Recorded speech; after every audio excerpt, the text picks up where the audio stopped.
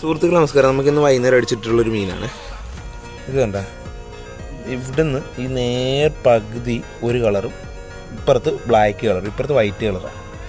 ഒരു വിയറ്റ്നാമാണ്, 1 കിലോയ്ക്ക് മേളിലുണ്ട്. ഇതുണ്ടല്ലോ, ഒരു വിയറ്റ്നാം വരാനാണ്.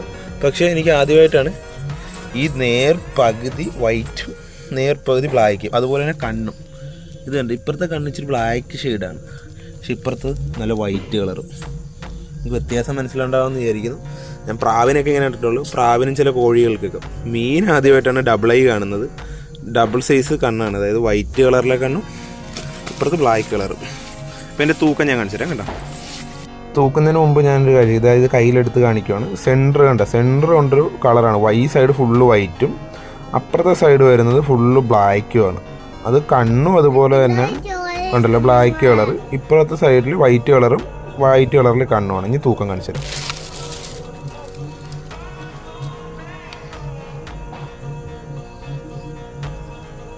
അതായത് 1,200 വരാനുള്ള തൂക്കം.